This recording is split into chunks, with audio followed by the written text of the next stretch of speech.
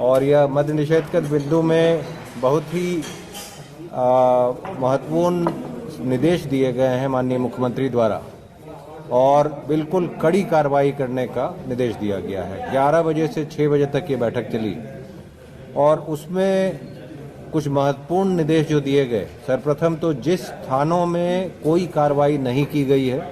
उसको आइडेंटिफाई करके और यह स्टडी करना कि जब पूरे राज्य में कार्रवाई हो रही है तो पिछले 3-4 साल में कोई कार्रवाई जिस थानों पर नहीं हुई है तो उसको आइडेंटिफाई किया जाए और कार्रवाई किया जाए। जो बॉर्डर एरिया से जो जिस रूट से स्मगलिंग होता है शराब का उसको आइडेंटिफाई किया जाए, उसे प्लग किया जाए। इंटेलिजेंस गैदरिंग सबसे इम्पॉर्टेंट है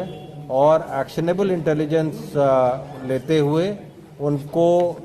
देखा जाए कि कहीं अगर सरकारी कर्मी कोई अगर किसी की मिलीभगत है तो उस पर कड़ी कार्रवाई का निर्देश दिया गया है और सरकारी कर्मी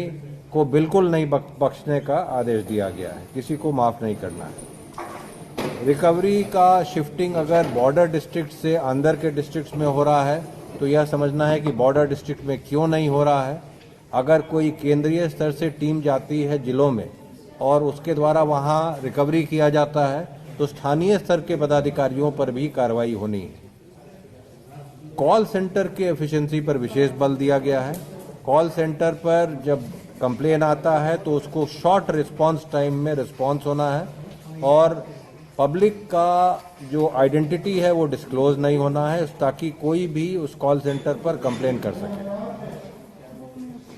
जो कमिटेड ऑफिसर्स हैं नशाबंदी की ओर, शराब मुक्ति की ओर, उन्हें महत्वपूर्ण जगह पर पोस्टिंग करना है। सारे प्रभारी मंत्रियों को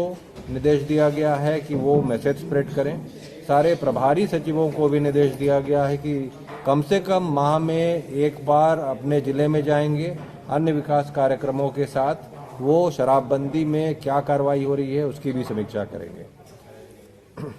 हाँ, मैं जोर की इसमें सबसे जो इम्पोर्टेंट बात है वो ये है कि एक तो अपनी इंटेलिजेंस मशीनरी को गेयर अप करना है। हमारी जो इंटेलिजेंस मशीनरी है वो पुलिस हेडक्वार्टर्स के लेवल पर भी है और डिस्ट्रिक्ट लेवल पर भी है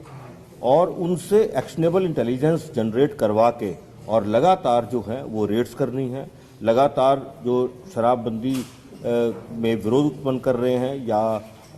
शराब का व्यापार करने की कोशिश कर रहे हैं उन पे सख्त से सख्त कार्रवाई करनी है। अगर हमारी सेंट्रल टीम यहाँ से जाती है स्पेसिफिक इंफॉर्मेशन पर किसी भी जिले में कि और उसके किसी भी थाने में और वो सेंट्रल टीम के द्वारा अगर किसी प्रकार की कोई रिकवरी होती है तो संबंधित थाना प्रभारी को तत्काल निलंबित किया जाएगा और शो कॉज जो है वो हायर फॉर्मेशन पर भी किया जाएगा और जिम्मेदारी फिक्स होगी। ये दूसरा पॉइंट है। तीसरा पॉइंट ये है कि जो हमारा क्राइम की प्राइमरी ड्यूटी जो है क्राइम कंट्रोल करने की, लॉ एंड ऑर्डर मेंटेन करने की, वो प्राइमरी ड्यूटी को किसी भी तरह से डाइल्यूट नहीं होने देना है और इस ड्यूटी के साथ साथ बहुत ही मजबूत तरीके से बिल्कुल कमिटमेंट से ओनरशिप लेकर जो प्रोहिबिशन के जो लॉज हैं उसको एनफोर्स करना है, हर लेवल पर एनफोर्स करना है। जो वायलेटर्स हैं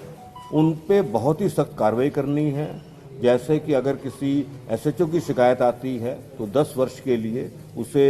जो है वो एसएचओ के पद दोबारा नहीं देने की बात है और अगर किसी का डायरेक्ट टाइप का कनाइवेंस आ जाता है तो उसकी जो है उसे सीधा डिपार्टमेंटल एक्शन करके उसे डिसमिस करना है। इसके अतिरिक्त मुख्यालय लेवल पर हर ऑल्टरनेट डे पर DGP, ACS home, excise commissioner हैं और आईजी प्रोहिबिशन है, उनके स्टाफ हैं, उनको रिव्यू करते रहना है कि जो भी डायरेक्शंस दी जा रही हैं वह डायरेक्शन किस हद तक जमीन पे उतर रही हैं